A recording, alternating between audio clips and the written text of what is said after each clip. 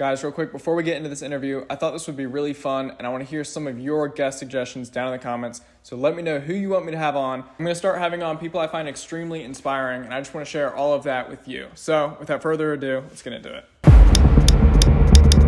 Some stories go beyond the spotlight, woven through generations with blood, sweat, and unyielding will. The Mayweathers didn't just fight in the ring, they built a legacy that endures. In boxing, legends are not born, they are made, shaped by sacrifice, hardened by trials, and bound by family. Through Jeff Mayweather's eyes, we uncover the heart of a dynasty that changed the sport forever.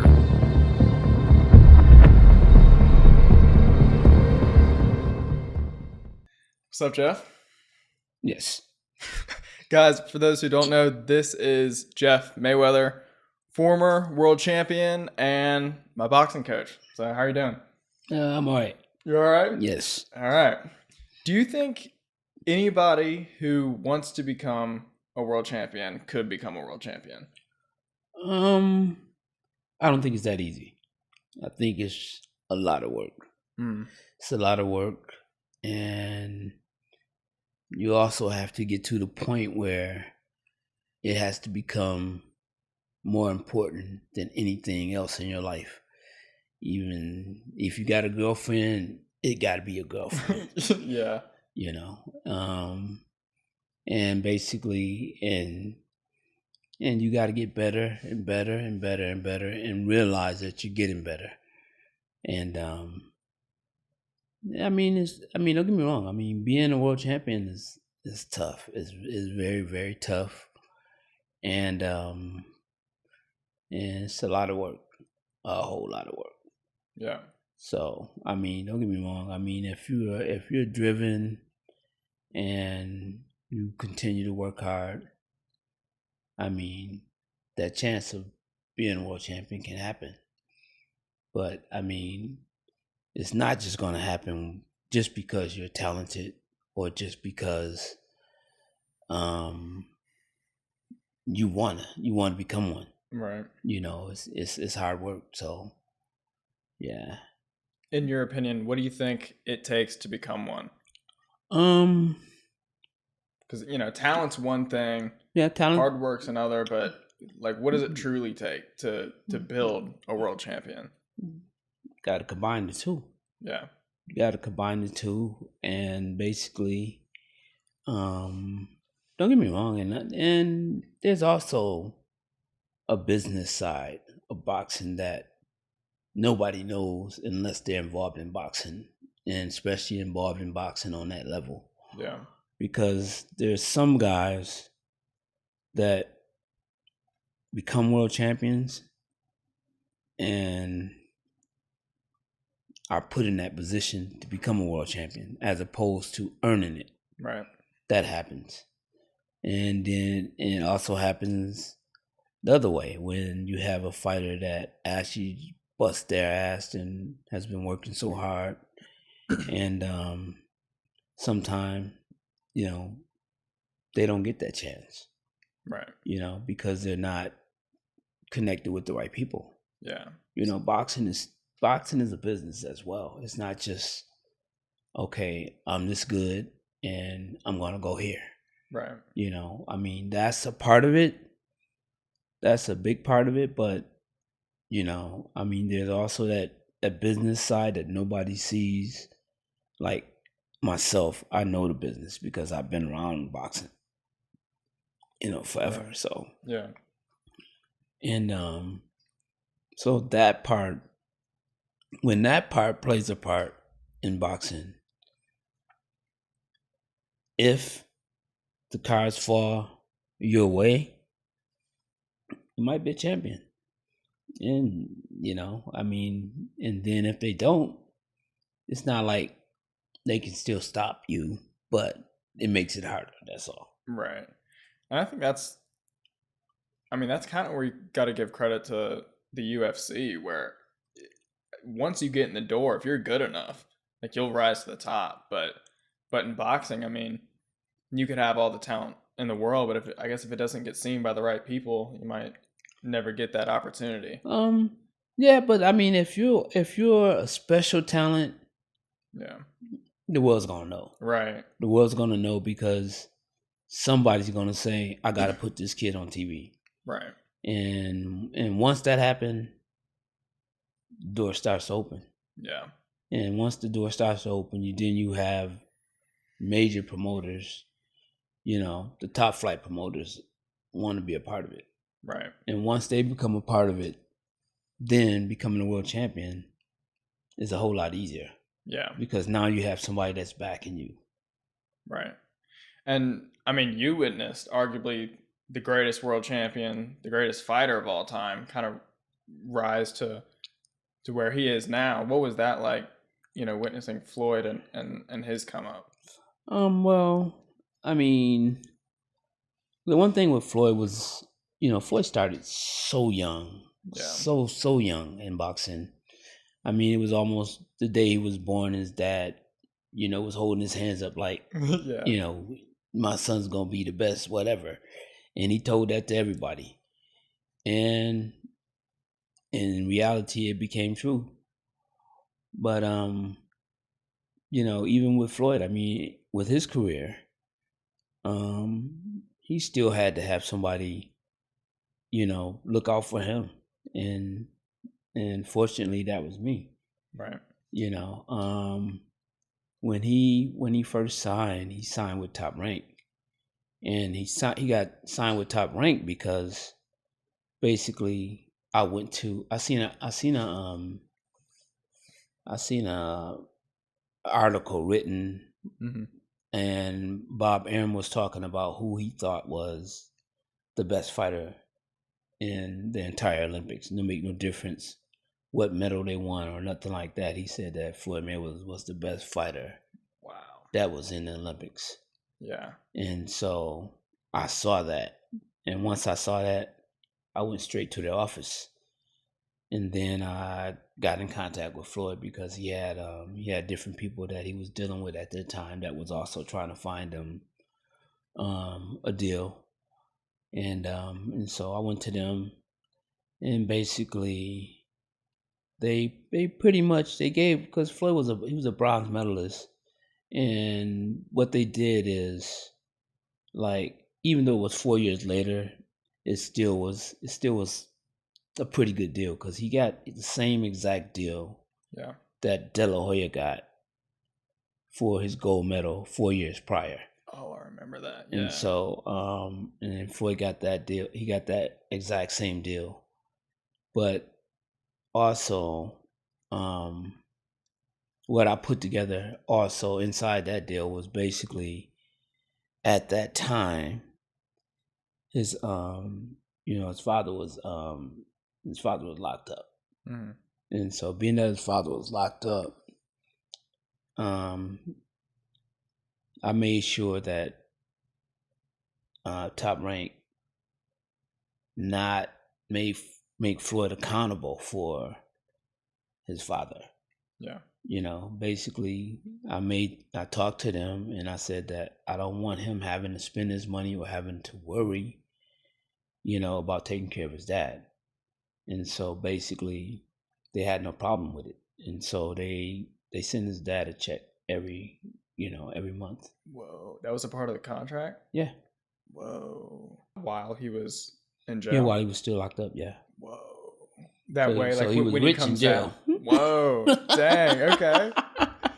That way, when Senior came out. When he came out, because Roger and me was basically controlling his career. Yeah. And basically, after his dad came out, it was his position to take Roger's position. And so that's what ended up happening when he got out. And basically, I mean, because he had a 5-year sentence. Mm-hmm. And so for the first 5 years, it was just me and Roger. Wow. And so after that, his dad came in, and Roger gracefully gave him his spot. Mm-hmm. And then somewhere down the road, I think it was kind of like kind of a situation where when you have a kid and your kid is actually becoming a man. Yeah. And when your kid is becoming a man, the things that you said before when he was a kid, they're different because now, and I have to tell his dad, I said, what you got to realize is that your son now is your boss. Right. He's paying you. So sometimes when he says things, you're going to have to do them, you know? And I mean, I know that you got him to where he, to where he was, but still, I mean, the business side of it is different. Yeah. And so they got along for a while, but they ended up parting ways again. Yeah. Yeah, it was kind of a blessing though, because he still got a job with Oscar De La Hoya. Right. And so he went on to still do well for himself. Yeah. And how long did Senior train Oscar? It was quite a while, right? I think he trained Oscar for about 3 or 4 years. Oh dang, okay. And did he ever have any interests outside of boxing? Like at all? He really didn't have a chance to, I mean, he at some point, but much later after boxing, put it this way, boxing was the only thing that he knew, because like I said, the day he was born, his dad was trying to do this, have him punch his hand or whatever. Right. But the reality of it was basically he didn't have a childhood. It's kind of like Michael Jackson. Yeah. He started doing something so young. And that one thing that you start when you're so young, you're going to be one of the best people to ever do it. And basically, and that's the one thing that he fell back on. He fell back on the fact that I know I can do this. Yeah. Even if there's anything else that he wanted to do, he wouldn't have did it. He would have done something. He would have did what he knows. Right. Because he knew that from the day he was born. And basically, that's what he did. Wow. No, that's a good way of putting it. He's like the Michael Jackson of boxing. Like, yeah. Wow. I mean, it's pretty much the same when you have these, young actors, young singers, young, and I mean, they're phenomenal, for their age. Yeah. And I mean, and basically, somewhere down the line in the history of whatever they choose, their name is going to be a part of it. Yeah. At what point did you know Floyd was going to go down in history as one of the best to ever do it? Believe it or not, when he was probably about 6 or 7 years old. Really? Yeah. And it was... everyone in my family thought that he was going to be the greatest fighter to ever live. Wow. So it was known, like, from the beginning that he was going to be... Yeah, because, I mean, the things that you guys see him doing at 20 years old, he was able to do that at 6 and 7 years old. Yeah. So, I mean, for us, it wasn't nothing that, we were getting excited about, because we knew he already could do it. Right. You know, but for somebody else to see it and him being that young, it was like, it's phenomenal. But, that's, like I said, that's how it is when you're a special talent. People actually look at you and like, wait a second, why is this person able to do this at this age? Yeah. And I mean, and basically his dad pushed him. Just kind of like Joe Jackson. He pushed his kids to greatness. Yeah. and his dad pushed him to greatness. Guys, real quick, I just wanted to pause this for a quick 15 seconds. This podcast was only made possible through A1T Productions here in Las Vegas. They're an all-in-one production company. If you ever need a camera crew for a project, maybe you want to do a podcast and want to use the studio I'm in right now. Maybe you own a business and need a professional video done. Whatever the case may be, A1T Productions has you covered. They're family owned and operated, but they deliver high quality, movie level work. They were so easy to work with. I'm going to be working with them again for sure, probably on future episodes. You can find more information below. I'll link them in the description. You can also go to A1TProductions.com. They're even putting together an outdoor venue which could be used for a variety of different purposes. So please consider them for your video needs. I'm glad I have. Let's get back into the interview. You trained KSI for his second fight with Logan, which KSI won. Can you tell me a little bit about that? Like how did that start, and what were your overall thoughts, like being in his camp and winning? No, I mean, he was super nice guy.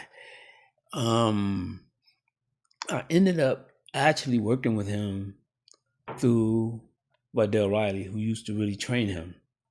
He was his YouTube trainer, and I started training Vidal, and so Vidal brought me in also as a coach.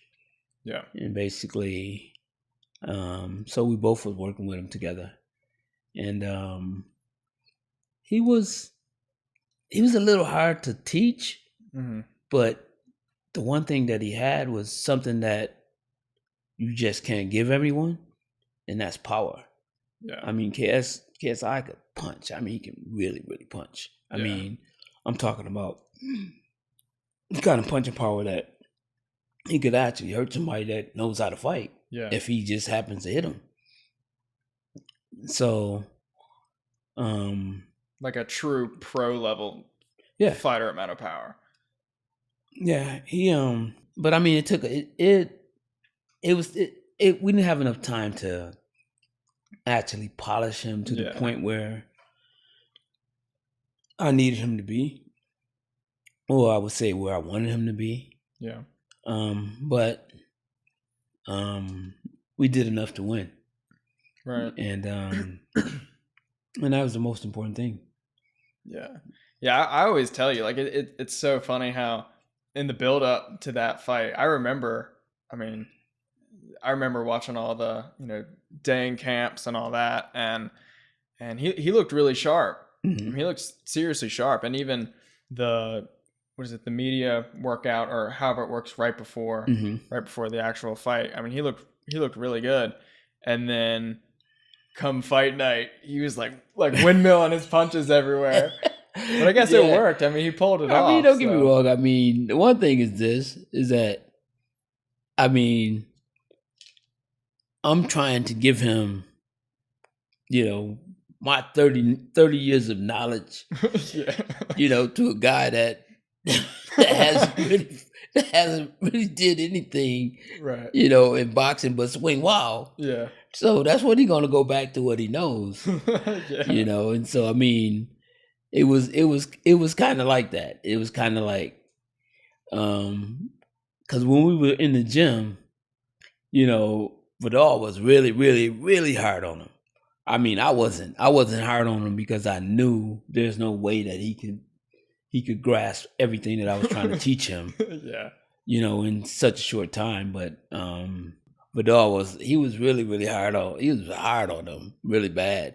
Yeah. And but came fight time. I mean, when it counted, he did what he needed to do. Right. I guess it was good for him. Yeah. Right. I mean, you said he worked really hard too. No, he worked really hard. So definitely, he was in good shape. He was in good shape, and he fought with his heart. Yeah. I mean, because the skill that we tried to put inside of him didn't really happen. Yeah. But yeah. But I mean, the work ethic that he probably put in is probably what pushed him through. Yeah. It's kind of crazy what the influencer space has sort of turned into. I mean, I feel like they they pioneered the whole I thought so. I boxing think so space for too. that. Yeah. And I mean, now you have Jake Paul getting ready to fight Mike Tyson. Yeah. What do you think about that? Well, I don't know. I mean, don't get me wrong. I mean, it's one of those fights that I don't know. I mean, if it's real, yeah, Mike Tyson's gonna kill him. Really? Even now. Yeah. Even now, Mike Tyson is faster than him, and Mike Tyson punches 3 times harder than him. Even at even at his age right now. Yeah. I mean, the last thing you lose is your power. True. And you can see that Mike Tyson still, but that's if Mike Tyson is actually really training. Yeah. Because I mean, you can show glimpse of greatness. Yeah. He might do that for 10 seconds. Yeah. You know, and I don't know. I don't really know if he just thinks that he's going to just walk out there and just knock him out. So I don't really know how he's training or anything like that. Right. You know, and I mean, I know that, you know, Tyson, you love weed. Yeah. So, so I'm sure he probably smoking some of that. Yeah. But, I mean, the one thing is that I just think that it's very interesting. This fight is going to be very interesting, and nobody knows what's happening in the background. Right. Yeah. Because I mean, videos of him on the pads and whatnot, he looks incredible. Yeah. But it's, you know, can he sustain that for however many rounds?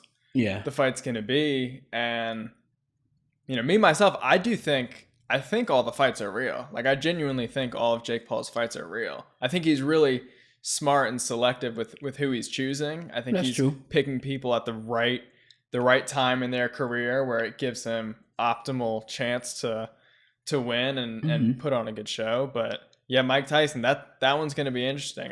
I think if Mike comes out swinging hard and tries to get it done within the first 2 rounds, he could do it. But I think Jake knows that, and he's going to try and drag it on to deep waters to tire him out. Yeah, but I mean, realistically, who have you proved that he could get away from somebody? Sure. I mean, it's not like he hasn't fought anybody that's going to put that kind of pressure on him. Yeah. And if he hasn't, how's he going to do it come fight time? True.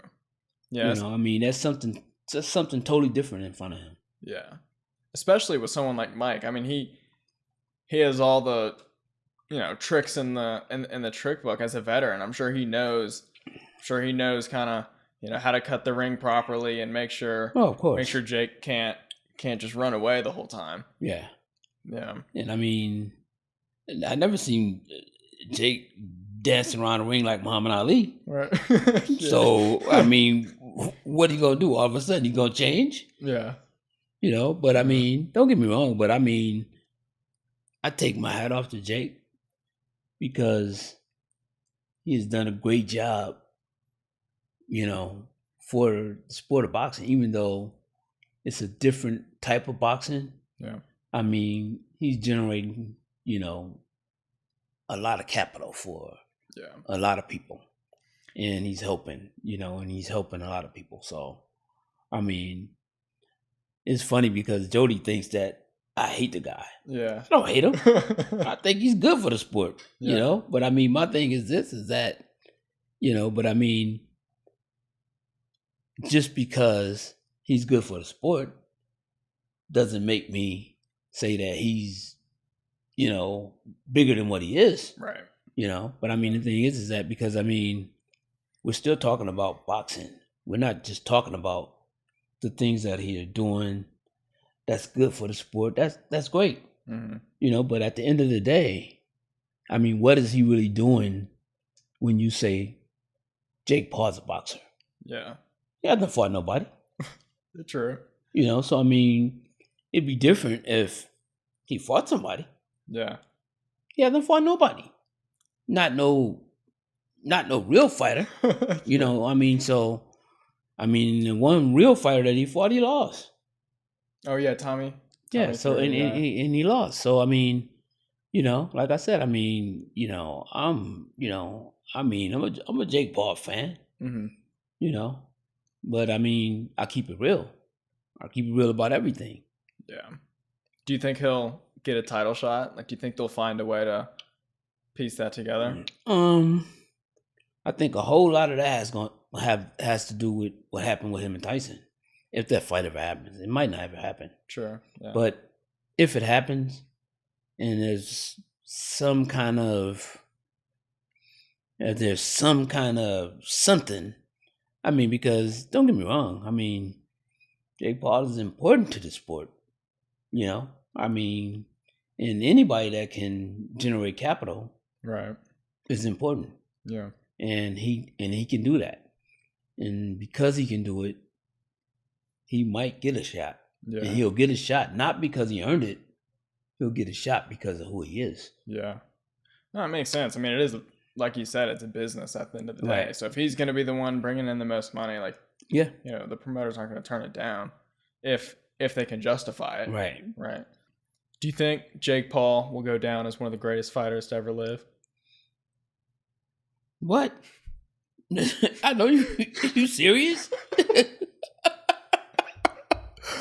I wouldn't say that. No way. I would say that. I would say that. I would say that he was a. Put it this way. I would say that he's a great creator. Yeah. To basically come up with something, to put himself in a position to be looked at as somebody who created something great for his sport. But Yeah. great? No. No way. Yeah, maybe a great showman. I mean, no, I mean, don't get me wrong. I mean, it's great what he created. I mean, he created a market that actually, like I said, I mean, it didn't just stop with him. Yeah. It became something that's happened. And I mean, and now you have a lot of fighters that are actually doing these exhibitions and things like that. And I mean, and they have Jake to thank for that. Yeah. You know, I mean, but I mean, would I call him a genius? Yeah, I call him that. But great fighter? No, I wouldn't call him that. No. Yeah, no, I wouldn't either. But when you reflect on your own career as a trainer and fighter, what do you hope your legacy in boxing will be? And is there anything outside of the ring that you want to be remembered for as well? I never thought about it. I never really thought about it.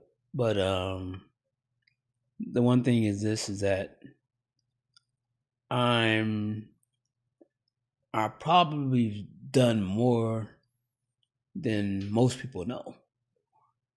And to me, you know, that's my legacy.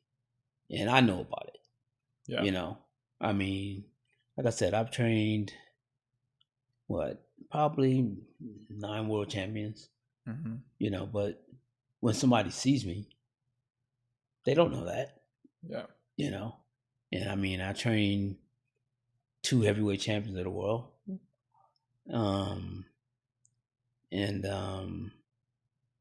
You know, and I had some very good fighters, and I mean, I did well by them. Yeah. And I think that, I guess, what I would say, if I would say anything about my legacy, basically, I would just say that any fighter that I work with, I try my best to give them all. Yeah. That's about it. Yeah. That's the thing. I mean, I feel like out of all the Mayweathers that people know, I feel like you don't get enough credit, or the credit that you actually deserve. Mm-hmm. And I hope, I hope over the next few years, we can achieve that for you. Because I feel like you deserve that. Yeah, maybe I can get in the Hall of Fame. Right, yeah. I'm surprised you're not already in it. No, I shouldn't be in it yet. I don't think so. But I do think that with what I've achieved, that are some people that have already been inducted, I've done more than them. Right. So I mean, I might get lucky one day. Yeah. No, it's coming. Yeah, I'm hoping it's coming. It's coming. Yeah. But if it don't, even if it don't come, it's all right with me. Yeah. Because I know what I've done. Right. No, yeah, totally. Do you think I have what it takes to become a world champion one day? Yeah, I think that you can be honest. No, I think that you just gotta be a little more driven. And basically, like I said, the one thing about it is this. And what I said to you in the very beginning is this, that this has to become your girlfriend, your boyfriend, your father, your mother, everything. Yeah. That's how you become world champion. You can't see nothing but you getting there. And basically that's how you're going to get there. I mean, you can't have a bunch of people telling you bullshit in your head. Oh, you need to do this, you need to do that. You need to focus. Yeah. You need to focus on what your mission is. And that's first. And then after that, once you get focused, then you have to work your ass off. And once you work your ass off and you focus, it can happen. Yeah. What kept you going, during your fight career each day to get up and get after it and to stay focused and work extremely hard? It's funny. I never cared about boxing. You tell me that, but I feel like, I don't know. I feel like there's something probably deep within you that did care. Because how can you not care and still become a world champion? No, I'm going to tell you. See, I never cared about boxing. Honestly, I never really did. Yeah. The one thing is this: me and my brother Roger were so close growing up. I mean, because we're only like 3 years apart. And basically, I followed him around. I was like his shadow. Everywhere he went, I went. And basically, one day he said to me, if you're going to be following me around every day and you come to this gym every day, you might as well learn how to box. That's how I got in boxing. I love to be around my brother more than anything. So it wasn't really like a choice of mine. It was more like,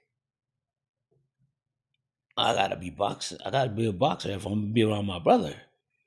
So it was kind of like that more than anything. Right. And so, but the one thing was this, is that already in my city, my brother Floyd had already had a reputation. He did great in the Golden Gloves. He was, he had big fanfare and everything.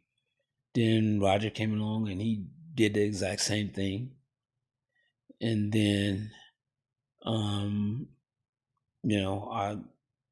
had my moment, and so basically then it was almost like I was a part of a package. And basically once I became a part of that package, the only thing that I tried to do was not embarrass myself or embarrass my family, because I had to put in the work. Yeah. I had to put in the work. Even if I didn't care about boxing, I still had to put the work in because I still was going to be in that ring. Right. And when I was in that ring, I wanted to at least put my best foot forward, and it's funny that in boxing, like I said, it's something that I never really cared about. But as a trainer, I actually started to like boxing again. I started to actually love boxing. Really? Yeah, because I mean, it was a little different. I'm on a different side now, and basically, um, I think the biggest thing is me being able to take someone else on a journey, and we're on a journey together, Yeah. and to see where we end up, and if I did right by that person, we're gonna be somewhere, and basically, and that was way more gratifying to me than boxing ever. Whoa. You know, Yeah. I mean, I was fortunate and I was blessed to win a title, but that wasn't a title for me. It was just it happened. Yeah. And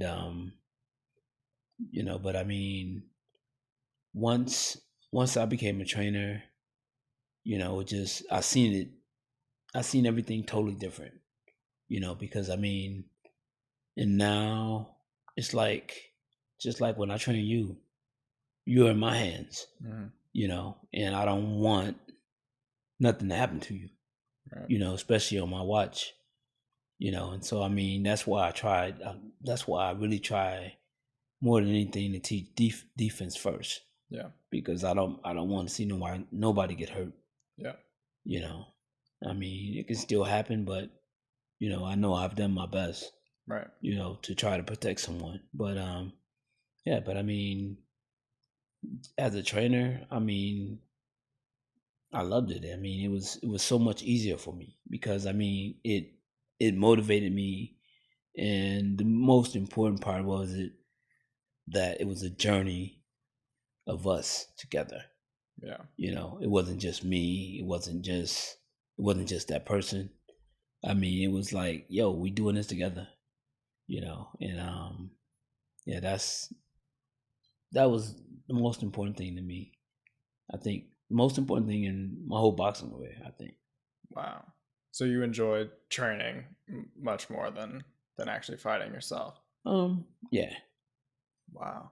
Do you have a favorite memory from training? Anybody from the past?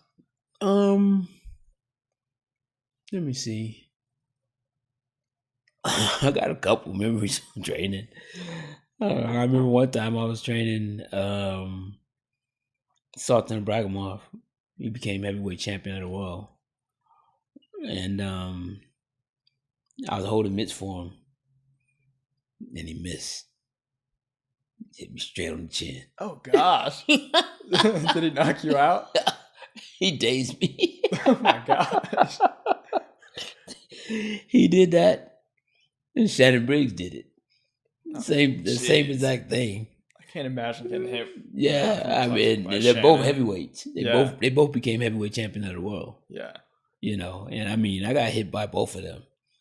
But I mean, I guess the closest person that I was with during the run of the championships was with Celestino Caballero. He was a 5-time world champion. He was from where is he? He's from Panama. Okay. Yeah, he's from Panama. And he was he really didn't speak English. Uh-huh. And so it was kind of funny. We had the language barrier, but we still was able to, figure it out. Yeah. So I mean, to me, because not just him, but anybody that I trained, I became their friend. Yeah. I became that person that they could count on, and that if they had something going on in their life that we can sit down and talk about it. I mean, in that, kind of, I guess that's kind of, I ain't gonna say that's what I wanted, but it just kind of happened. Yeah. And because, I mean, then it made me realize that, there's a lot of different things that fighters are going through, and sometimes sometimes I can do something about it. Sometimes I can say something that will make it better, and then sometimes that I just can't say nothing. Right. Yeah. You know, Yeah. but I mean, but to just have that kind of camaraderie with your fighter, I mean, it's a good feeling. Yeah. Especially because I think out of any sport that I've done, boxing is such a it can be such a lonely, Yeah, it is. scary sport. No, So it's a lonely sport. Yeah. It's a very lonely sport. It's even lonelier when you get to the top. Yeah. Yeah, because when you get to the top, everybody want a piece of you. Right. And so yeah, boxing can be lonely, definitely. Yeah. And like you said, that's why I think having a good coach around you and people you can go to is so extremely important. Yeah. And if anything, it could be more important than the work you're doing itself, because if you don't have the right people around you looking after you, I mean, No, that's true. It can go astray so quick. The Mayweather name itself is synonymous with boxing greatness. How does that legacy influence your approach to training fighters? And do you feel a responsibility to uphold it in a certain way, to uphold the name? Or do you not really think about that? I don't really think about it because I just think about my own ability to basically, like I said, I mean, the most important thing to me as a trainer is to actually know the fighter. I mean, when I say know the fighter, is not just the punches he throws and things like that, but I mean, even maybe just a little piece of his life that's what's important to him, and to be able to just sit down and have a real conversation, and as opposed to thinking that I know something and I don't. Mm-hmm. Because I mean, it's just like you said. I mean, you can be lonely, and when you're lonely, there's one person there. That one person there is your trainer. Yeah. That you can always talk to. You can always talk to almost about anything. Yeah. And so I mean, that's kind of that's kind of who I am. Yeah. Yeah. No, it's so crazy because even shout out Coach Ed, because I know you're watching this. He was my first coach and the one that got me into boxing, and it was the same thing. Like I felt like I could talk to him about anything, and probably 50% of the practices, by the time we were done, we were just talking about something completely aside from boxing, and we'd go into just whatever's going on in our life. It could be something hard that I need help with, or even vice versa, and I think that alone can seriously strengthen the coach and fighter dynamic. But there's always been a debate about boxing versus MMA and which one's harder, which one is easier to become a master at, a world champion in. What do you think is harder, boxing or MMA? Well, I mean, I've coached both, and what's funny is that anytime I train an MMA guy, they want to learn how to box, but I always thought that an MMA fighter is harder because you have to learn more. More. I don't know. Like there's like all kinds of little things. That go into, you gotta learn. You gotta learn wrestling. You gotta learn striking. You gotta learn jiu-jitsu. You gotta learn. Yeah, so much just for one thing. But but I mean, like I said, I mean, I was blessed when I had MMA fighters. that would they always ask me, they said, no, I just want to learn how to box. I guess because they already know how to do what they already do. Right.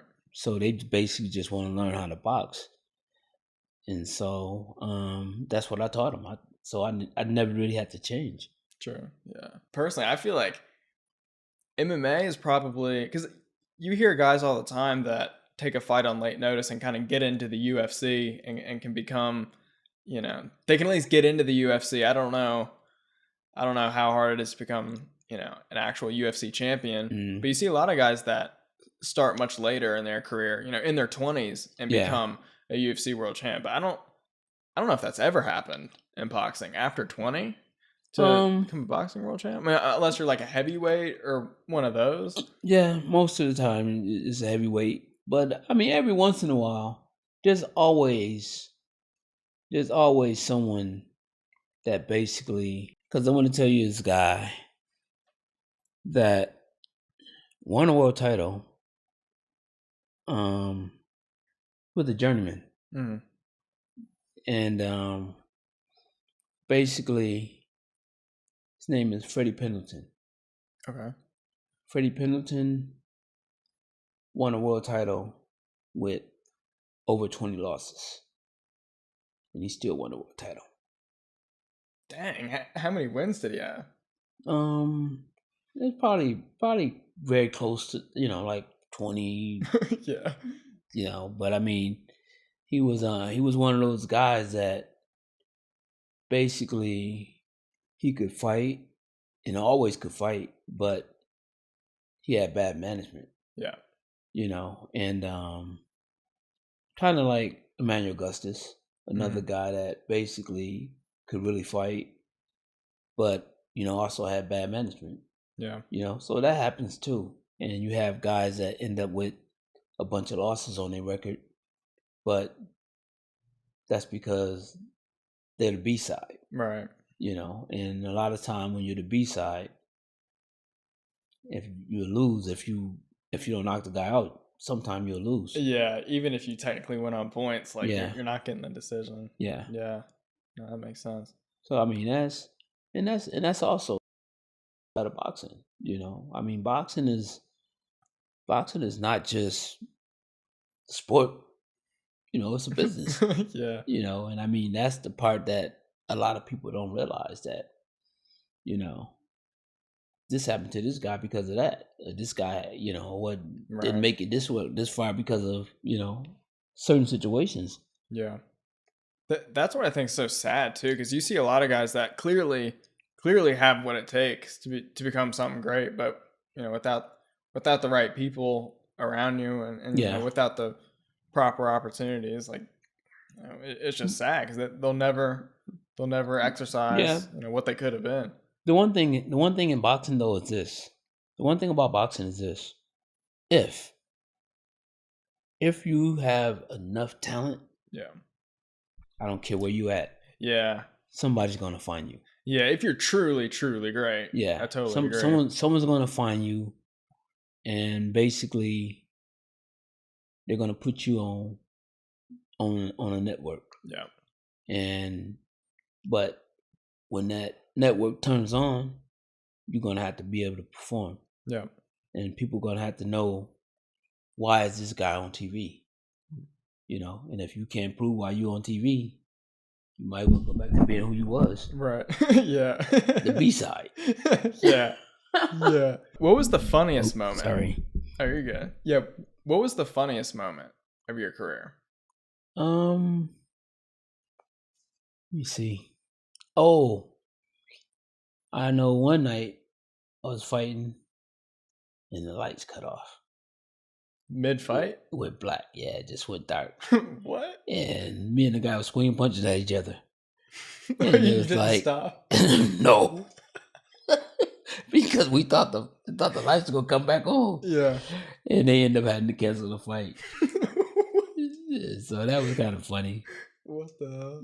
Jeez, okay. What was the scariest moment of your career? I don't really know if I had a scary moment. Yeah. I mean, the one thing about whenever you fight, you're gonna have some fear. Mm-hmm. So I could say almost every moment, right? Almost every time I fought, I had a little fear. Yeah. Because I mean, the one thing is this: if you don't have fear, there's something wrong with you. Yeah. You know, I mean, because basically you're in a sport where you can die. You know, and basically also fear prepares you for what you're up against. Right. And most people don't realize that if you don't have fear, something's wrong with you. Yeah. You know, and because I mean, I know there's fights where, I mean, I could fight anybody. I don't care who it is. It could be a guy that's 1 in 20. Yeah. I still got fear because he got 2 hands just like I do. Right. Yeah. Anything can happen. Yeah. Yeah. And so basically, I think that, you know, that's probably, you know, the fear I had was just, you know, facing my opponents. Yeah. You know, I mean, sometimes the fear was greater, sometimes the fear was less. Yeah. But it was always there. All right, we're gonna do a quick little fantasy fight section. So, tell me who would win in this fight: Jake Paul versus Mike Tyson in their primes. In their prime? Yeah. Oh my God, I ain't gonna answer that. Jake Paul? Yeah, Mike Tyson. Yeah. Mike Tyson would kill him in his fight in his prime.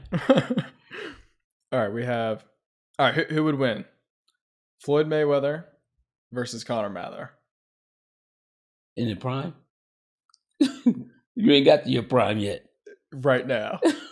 Right now? I think Floyd still might win.